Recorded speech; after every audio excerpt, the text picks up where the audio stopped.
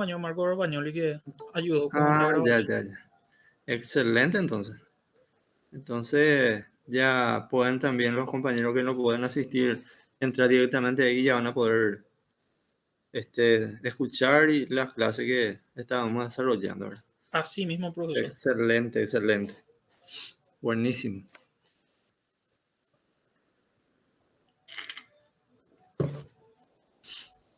Bueno, vamos, estamos unos cuantitos, 4, 5, 4, 5 estamos.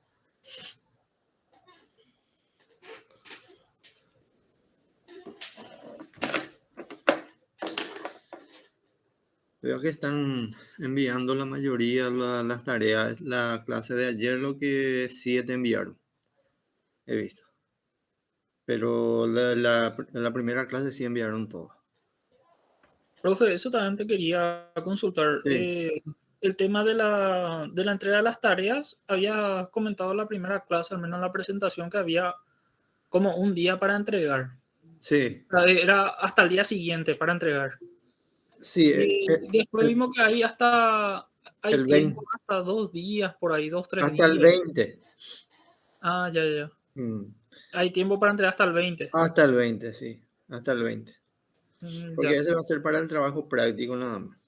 Sí, y capaz por eso los compañeros no están pudiendo nomás entregar Sí, todavía, sino que se quieren hacer más de tiempo sí, sí, claro. para poder completar todo. Completar todo, claro.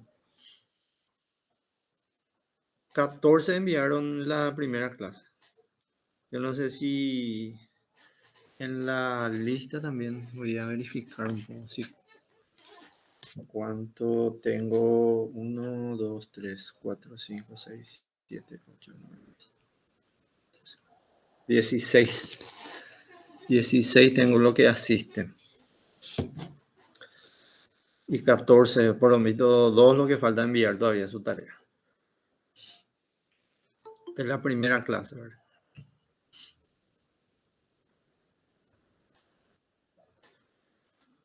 Pero hay tiempo, hasta el 20, como le dije. No hay ningún problema. Perfecto, profe.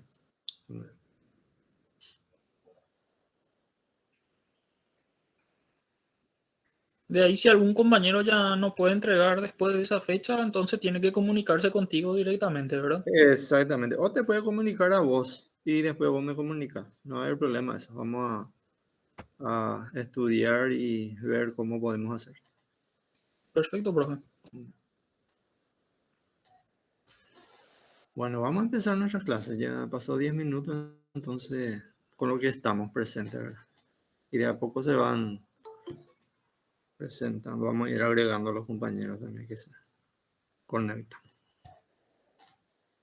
Bueno, tenemos en la lección 3 que habla de la protección jurídica del software. A ver, ¿qué significa software? Ustedes que son entendidos en la materia. Así con mis palabras, profesor, Sí, es la parte no tangible de una computadora. exactamente. Algo intangible, ¿verdad? Que no se puede ver ni tocar. Exactamente. Ese es el software. Profe, Bueno, una consulta para ese punto. sí, Viste que nos estábamos guiando con todo lo que es el documento que tenemos del desarrollo, para el desarrollo de esta clase. sí. Y justo esa pregunta en realidad no estaba bien contestada dentro del todo el documento, entonces había justamente esa duda. Podemos poner cualquier otra respuesta que sea más certera, ¿verdad? Claro, totalmente. Como les dije a ustedes, si tienen una respuesta más definida, perfecto. Pueden poner sin ningún problema. Bueno, software, ¿verdad? Dice, los adelantos que la informática ha introducido en las sociedades replantearon conceptos jurídicos tradicionales. En particular, el problema del régimen jurídico aplicable al software, que en inglés equivale a logiciel, dice en francés, y soporte lógico en español.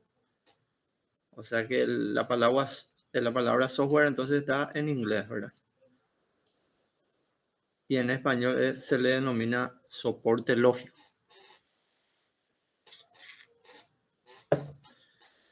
Y ahí viene el concepto. es un bien inmaterial que forma parte de un extenso y dinámico mercado que en principio puede hacer pensar en su encuadramiento como un bien de carácter industrial, dice. Es un bien inmaterial porque no se puede ver ni tocar.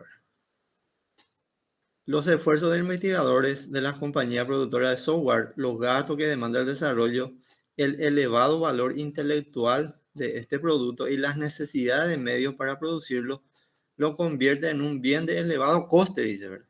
O sea que implica mucho gasto, mucho presupuesto, pudiendo incluso en ocasiones dificultarse su cuantificación. Yo le consulto, ¿es así o no para la creación de un software?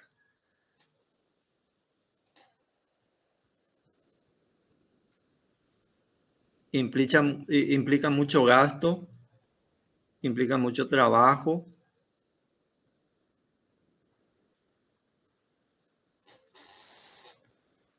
¿Qué pueden decir al respecto? Cada software o cada programa en realidad, profesor, es dependiendo de la necesidad de que vos requieras, ¿verdad? O sea, uno puede ser tan corto y otro puede durar meses, es indefinido poder definir esa palabra específica. Ya. Depende del planteamiento, ¿verdad? De qué se quiere crear en ese software. Bueno, desde el punto de vista de la patología, dice, los programas de computadora son fácilmente copiables y estos software piratas en ocasiones se confunden con los originales, dice, ¿verdad? Con lo original y en ocasiones como han sido realizadas mediante el empleo de técnicas de grabación sumamente sofisticadas y modernas. Son de mejor calidad que los software originales. O sea que los software piratas son inclusive mejor que los originales, como dice acá el material. ¿Será que es cierto eso? En algunas ocasiones nomás. En algunas ocasiones no, ¿verdad? Yo creo que cuando se instala, lo te aparece ahí, ¿verdad? En la computadora, que no es original algún programa cuando se instala, ¿verdad? Dice que no es original. A mí, por ejemplo, me instalaron así creo que es un programa, ¿verdad? Y automáticamente sale ahí que no es original. Sí, ahí para que compres la licencia y todo eso. Para eso. Exactamente. Bueno, existen tres argumentos fundamentales, dice, que hacen la protección jurídica del software sea una necesidad y son: ¿por qué se debe proteger? El software representa el resultado de un esfuerzo creativo y de inversión de tiempo y dinero, y a veces muy elevada, como estábamos diciendo, ¿verdad? Como dice el compañero Alan también. Depende. Los costos de inversión del software impulsan la explotación y la difusión de los programas y no su limitación al uso de quien encargó su desarrollo. El creador paga la remuneración debida. Pero eso en la práctica casi no ocurre, ¿verdad? ¿O ustedes tienen conocimiento que alguien que creó un software, por ejemplo, que le haya denunciado a alguien por utilizar sin su permiso, por ejemplo? En la práctica. Eso, profesor, más que nada es a las empresas lo que sí se le descubre utilizando, por así decirlo, pirata. Ahí nomás toman, o sea, en lo que yo conozco, ahí nomás toman acciones legales, pero nunca vi ningún caso sobre una persona común, Específica, por así ¿verdad? decirlo. Exactamente, sí. Yo también nunca, o sea que no solo escuché, por eso En justamente le el, consulto. en el caso de la facultad, profe, había una historia que nos contó el profe Guillo que nosotros en la facultad antes usábamos lo que es el software libre, que no es Windows. Sí. Antes de eso, en realidad, había un sistema, o sea, ellos usaban un Windows pirata que te permitía instalar directamente millones de aplicaciones que tenían ellos directo ahí. Y saltó eso como que ellos no estaban pagando licencias de Office y eso llevó una amonestación a la facultad.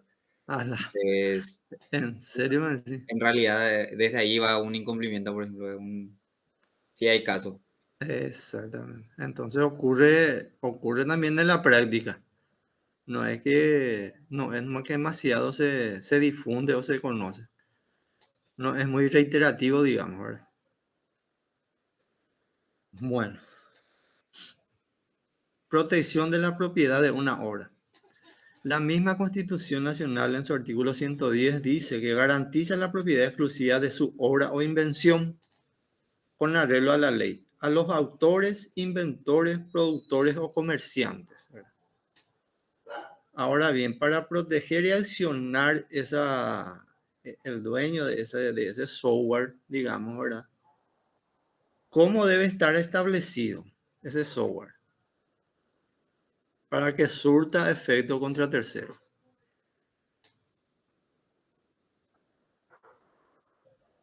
Debe estar inscrito, ¿verdad?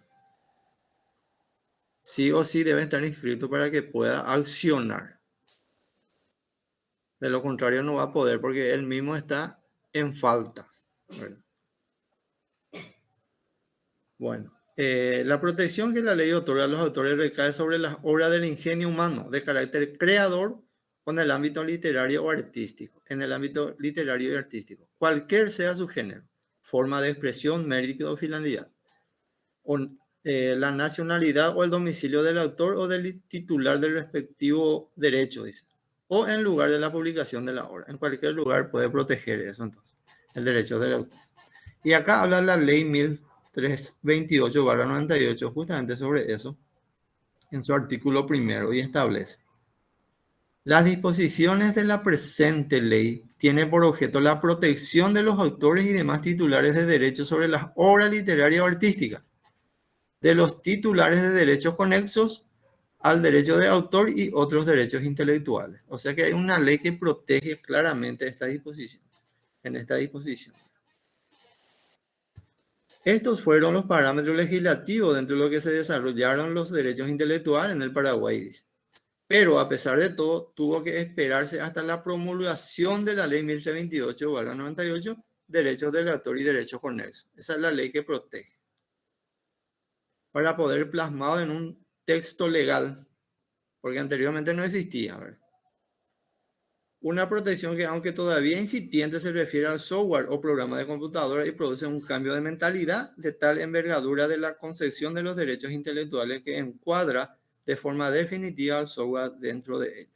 A partir de esta ley recién se pudo proteger legalmente los derechos del autor. A partir de la ley 1328/98, derechos del autor y derechos conexos.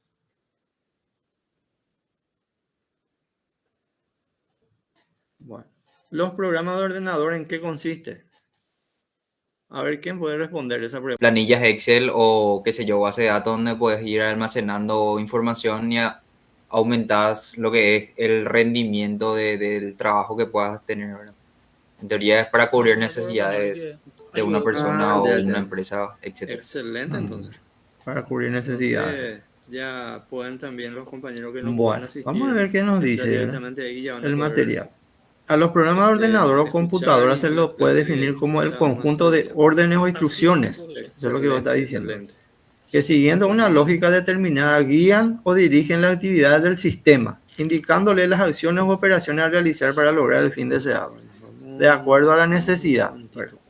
Que sí o sí debe también De ahí si algún compañero ya no puede darle entregar órdenes para que pueda cumplir el fin deseado, como dice acá.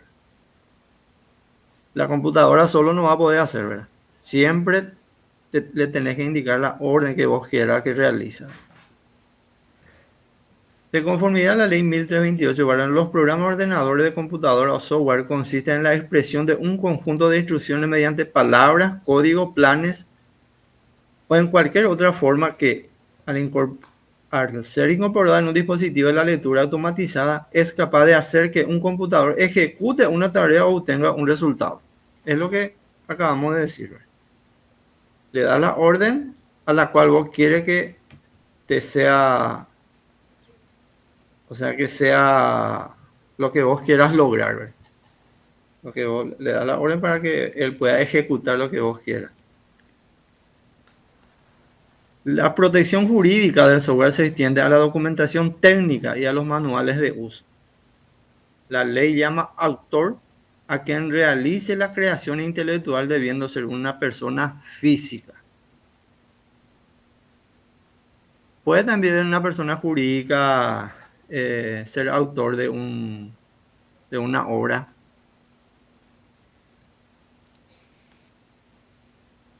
Sí se puede, por ejemplo, hay empresas que desarrollan sistemas para su uso y queda patentado eso para esa persona o Para para la esa empresa, empresa ¿verdad? jurídica. Sí, Exactamente. Entonces, pues, tanto persona física como persona jurídica, ¿verdad?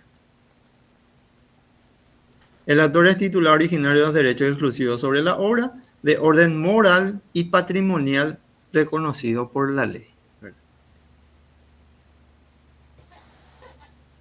Bueno, seguimos. No hay consulta, pregunta, acotaciones. Ley que regula sobre los derechos del autor. La ley de derechos de autor reconoce derechos morales y patrimoniales a los autores de obra literaria, científica y artística. Los derechos morales reconocidos son perpetuos. ¿Qué significa eso?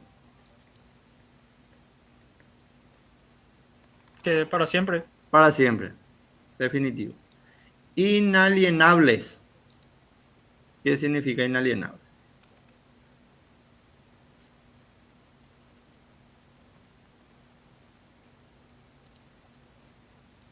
Si es perpetuo, entonces inalienable va a ser personal de esa, valga la redundancia, persona, ¿verdad? Titular. Inembargable, que no se puede embargar, ¿verdad? No hay que se embarga la obra, el patrimonio, la venta de la obra, lo que se embarga. Pero acá dice que es inembargable, que no se puede embargar. Irrenunciable, tampoco puede renunciar. E imprescriptible, que no prescribe por el transcurso del año. Pero esto también tiene sus excepciones, que más adelante vamos a ir viendo, porque también se puede embargar. Y vamos a ver en qué caso. Bueno, los derechos patrimoniales que corresponden al autor deben entenderse en el sentido del gozo exclusivo del derecho a explotar la obra bajo cualquier forma o procedimiento y a obtener por ello el beneficio, salvo los casos de excepción legal expresa, dice. Durante la vida del autor serán inembargables las 3/4 partes de la remuneración que la explotación de la obra puede producir. Y esta es la excepción. Ahí dice inembargable. Es inembargable las 3/4 partes de la venta de la explotación de la obra. Entonces, 1/4 de parte sí se puede embargar. Plazo de duración de los derechos patrimoniales. A pesar de que en general la ley dispone en el artículo 47 que el derecho patrimonial durará toda la vida del autor y 60 años después de su fallecimiento. O sea que toda su existencia y después de su fallecimiento, 60 años, otra vez, 60 años después de su fallecimiento. Y se transmitirá por causa de muerte, de acuerdo a las disposiciones del Código Civil. ¿Cómo se transmite la herencia, por ejemplo?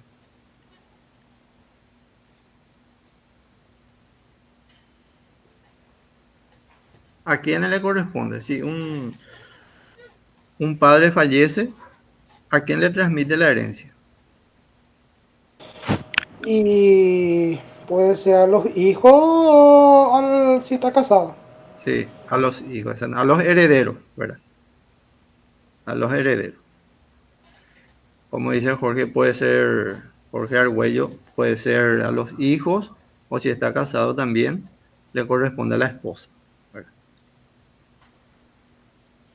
Bueno, el artículo en causa de muerte de acuerdo al Código Civil. Y que en las horas de colaboración, ¿verdad?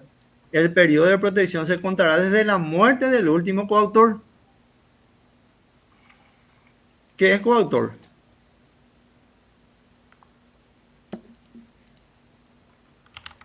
Y Autor sería sabemos que la es la persona persona. que le ¿Sí? ayuda al autor a crear, o sea, la persona que crea junto al autor, ya sea un libro o, en este caso, supongo que el software. Exactamente. La persona que comparte con él la creación, ¿verdad? Entonces, a partir de la muerte de esa persona, ¿verdad? Del coautor. En las obras colectivas, los programas de ordenador, las obras audiovisuales y las radiofónicas, el derecho patrimonial se extingue a los 60 años, desde la primera publicación. Entonces, desde la primera publicación, a los 60 años se extinguen las obras audiovisuales y las radiofónicas. Eso especifica acá el material. Los programas de ordenador se protegen en los mismos términos que las obras literarias. Dicha protección se extiende a toda su forma de expresión y tanto de los programas operativos como los aplicativos, ya sea en forma de código fuente o código objeto. La licencia de uso de programa de ordenador deberán estar amparadas con las correspondientes boletas fiscales. Eso es lo que estábamos diciendo recién. Debe estar inscrito y reunir todos los requisitos legales de compra-venta de dicho programa.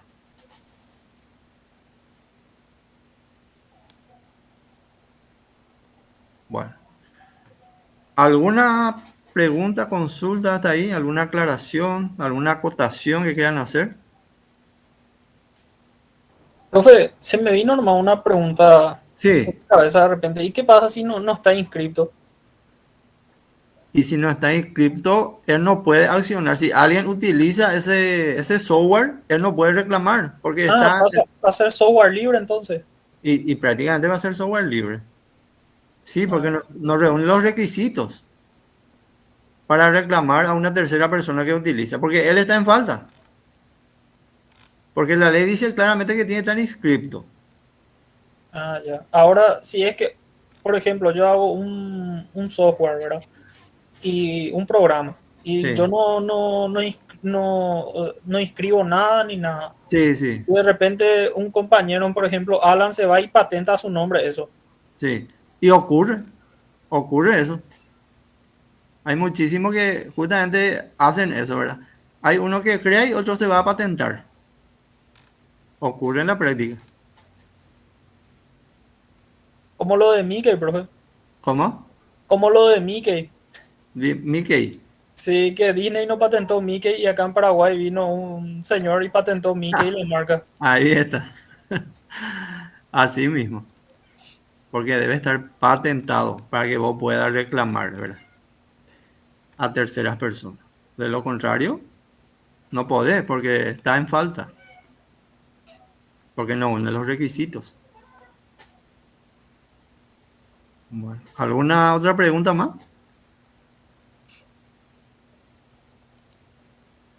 Marcos. No, profesor, no tengo ninguna pregunta. Bueno. Jessica, vamos a escuchar un poco a Jessica.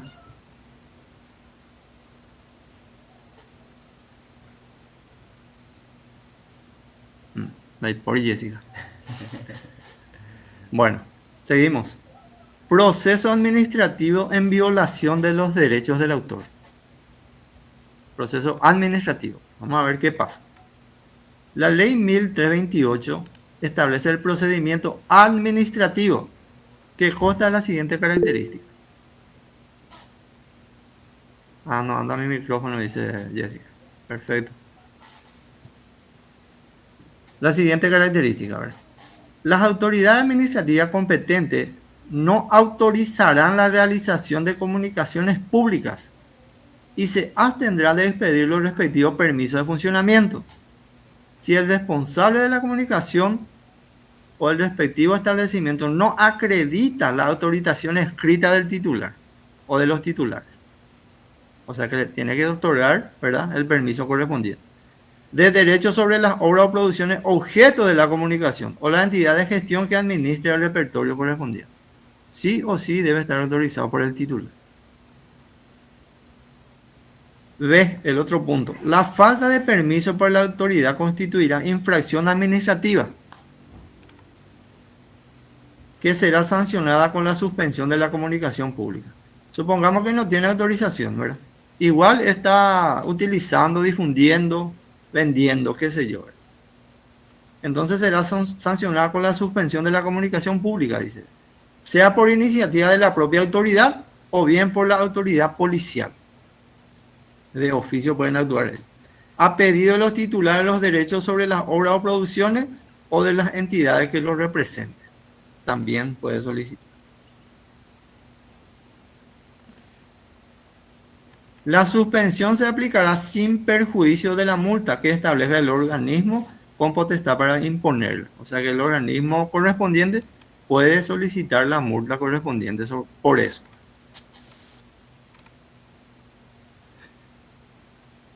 Bueno, ese es el procedimiento administrativo. Procedimiento ante la jurisdicción civil. Indemnización por daños y perjuicios.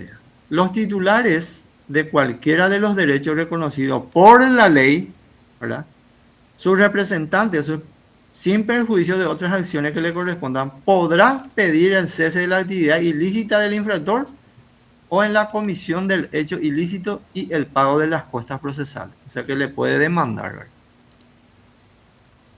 La indemnización de daños y perjuicios materiales comprenderá no solo el monto que debería haberse percibido por el otorgamiento de la autorización, sino también un recargo mínimo equivalente al 100% de dicho monto. O sea, el monto que hubiera percibido esa persona si publicara legalmente y más el 100% otra vez de ese monto. Eso es lo que se puede reclamar, la indemnización.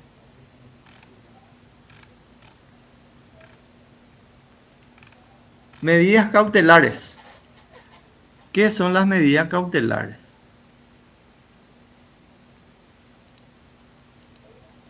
Medida de prevención, ¿verdad? De prever. Esas son las medidas cautelares. Dice, el juez a instancia de la Dirección Nacional de Derechos del Autor, del titular del respectivo derecho, de su representante o de una entidad de gestión correspondiente, ordenará la práctica inmediata de las medidas cautelares necesarias para evitar que se cometa la infracción o que se continúe o repita una violación ya realizada. Y en particular lo siguiente. ¿Cuáles son? Primero, el embargo de ingresos obtenido por la actividad ilícita en concepto de indemnización. O sea que todos los ingresos que haya percibido puede ser embargado. La suspensión inmediata de la actividad de fabricación, reproducción, distribución, comunicación e importación ilícita según proceda. Suspensión, ¿verdad? El secuestro de los ejemplares producidos o utilizados del material o equipos empleados por la actividad infractora. Secuestrar todos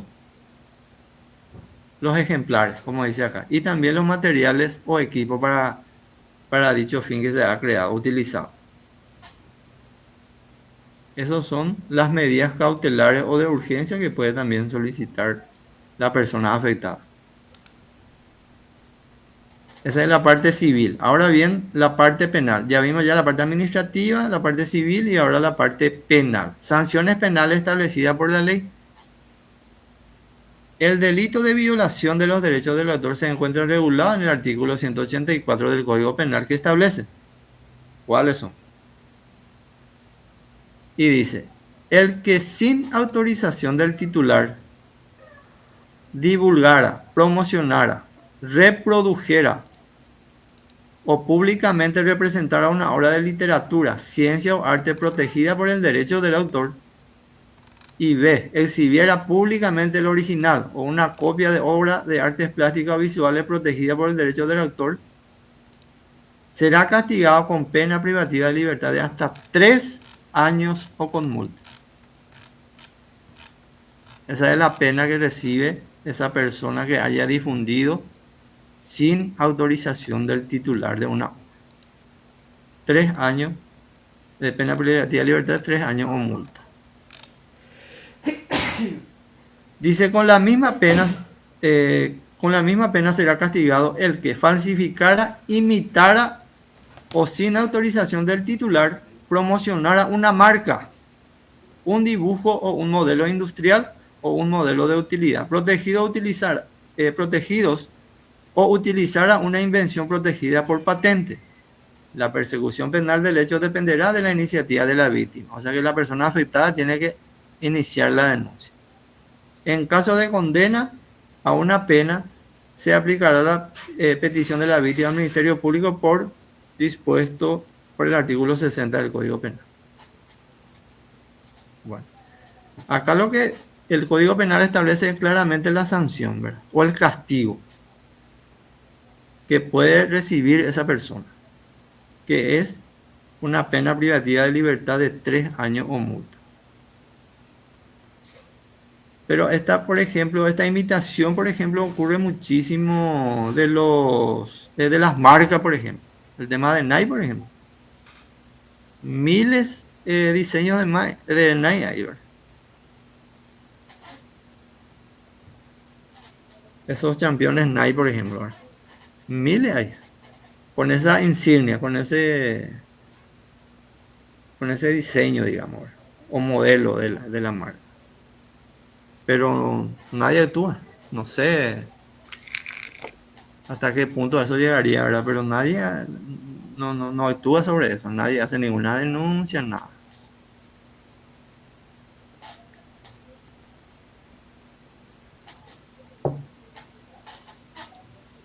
¿Alguna pregunta?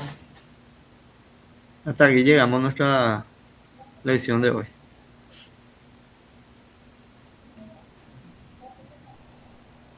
¿Alguna pregunta o consulta, acotaciones?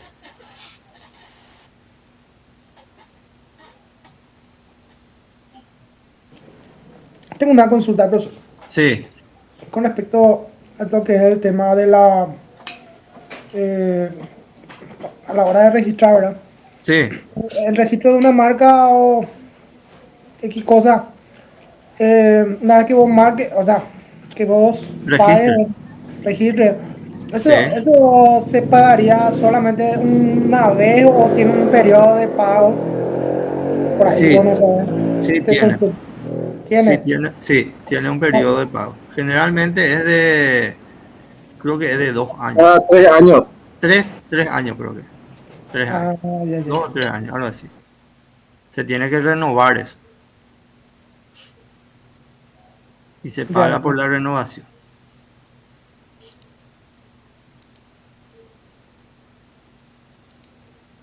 ya, perfecto.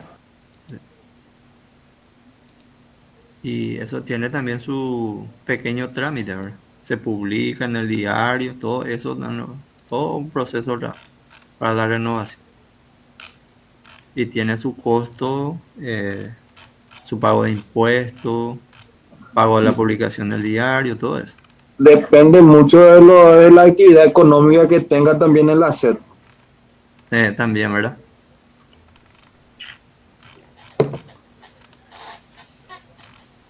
Yo, por ejemplo, estuve haciendo renovaciones de marcas, de industrias. Generalmente tenés que estar matriculado ante la DINAPI para que pueda firmar el pedido. Tiene que estar inscrito ahí. Y ellos te dan como una matrícula, te da. Y con ese vos podés iniciar los procesos correspondientes, ya sea para la inscripción o renovación de los registros de lo que se realiza, ¿verdad? De lo que está realizando la empresa. En este caso que yo hice era sobre una fábrica de producto de maní y todas esas cosas. Sobre eso, ¿verdad? Y también otras cosas hice ya hace rato, pero no es que demasiado me dedico a eso, ¿verdad? Son clientes míos que tienen así y de paso le hago. Pero sí tiene, como le digo, su proceso y también tiene que estar habilitado ante la DINAPI para hacer esa gestión.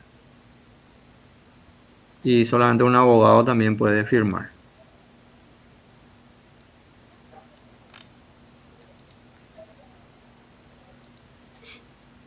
¿Alguna consulta más? Alan. En mi caso, profe, lo que quiero consultar es, el lunes sería nuestra parcial, si no me equivoco. Sí. Comentaste ya ayer más o menos que lo que vimos estos días sería lo que estaría saliendo en el Así, examen. Esto así. creo que ya preguntó igual Morinho, pero como Sí, para que puedan ver, o sea, si es que había duda todavía con los compañeros y sí, demás. sí. El lunes es nuestra parcial, si Dios quiere. El horario lo que tenemos que tratar de ponernos de acuerdo, o quedamos en este horario de siempre de 18:30 o empezamos un poquito más tarde, depende de ustedes. Te comento más o menos, profe, si sirve de referencia, ¿verdad? Nosotros las otras materias normalmente solemos tener el examen, o sea, hay un tiempo porque hay algunos compañeros ya que pueden rendir a partir de las 5 y hay Sí, otros que llegan muy tarde que tienen habilitado, creo, hasta las 11:59, que justamente no, como sí, dijo sí, Mourinho. así mismo. Entonces, la entrega del examen normalmente suele ser en ese tiempo más o menos para ir cerrando ahora. Ya. Yo no tengo ningún problema. Ustedes me dicen y yo habilito a esa hora. Yo no tengo ningún problema en eso. Y a las 5 profesor, está bastante bien. No sé Está si bien, ¿verdad? hay otro compañero ya que pueda rendir más temprano por ahí de casualidad, ¿verdad? Sí. Porque había también casos de compañeros, ahora no sé, porque no sé si están, no están todos, ¿verdad? Pero habían casos también de compañeros que a las 2 ya querían rendir. Ah, Fue demasiado temprano bien. ya. Sí, muy Eso pasa, temprano. profe, también porque hay compañeros que trabajan en horario de la tarde y solamente tienen disponible más temprano, entonces, Ah, ya. más que Pero nada ahora por sí esos todos casos. tienen tiempo a las 5. Sí. Bueno, está perfecto. Entonces, yo voy a habilitar las 17 horas y hasta las 23:59, como habíamos dicho la clase anterior. No hay Está, ningún profe. problema Voy en a eso. contactarme también con mis compañeros, le voy a avisar ahí por el grupo y si alguien tiene algún inconveniente, me va a escribir por privado y yo te voy a Exactamente. comentar. Sí, también, eso es importante también, Jorge, porque hay muchas veces que hay algunos, no todos, ¿verdad? Pero hay algunos compañeros de repente por A o por B motivo que no pueden rendir la parcial. Entonces, eso también es importante que ustedes me puedan avisar, ¿verdad? O que te avise a vos, Jorge, y después vos me comunicas nuevamente, ¿verdad? Para que yo pueda tener en cuenta eso. Así para ver la forma de tomarle otro día o qué sé yo, ¿verdad? Entonces, es importante esa comunicación previa antes del examen. Porque a veces algunos nos rinden después en el día del examen final. Dice, profesor, ¿puedo rendir hoy la parcial y también la final? Y no se puede eso, ¿verdad? No se puede rendir en el mismo día la parcial y la final. Entonces, por eso es importante que si de repente algunos compañeros por A o por B no pueden rendir la parcial, me avisan y para que podamos ver la forma de tomarle nuevamente antes del examen final. Porque es muy corto nuestro periodo de desarrollo de clases. Apenas 2 semanas tenemos y ya culmina otra. Entonces ese Jorge vos te vas a encargar de repente de avisarle a los compañeros y de repente que te avisen a vos también, ¿verdad?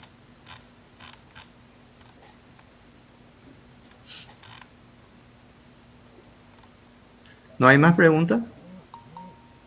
Ninguna, profesor. Bueno, perfecto. Si no hay más consulta, pregunta, entonces quedamos para nuestro examen parcial que va a ser el lunes, si Dios quiere. Y espero que todo salga bien, ¿verdad? Yo creo que sí va a salir todo bien. No Sí. Vamos a confío estar pasando nuestro nombre, profesor, en el grupo ahora mismo para la lista. también para la lista. Sí, también eso es importante porque estoy verificando todo también eso. Y también el sistema ya voy cargando de a poco.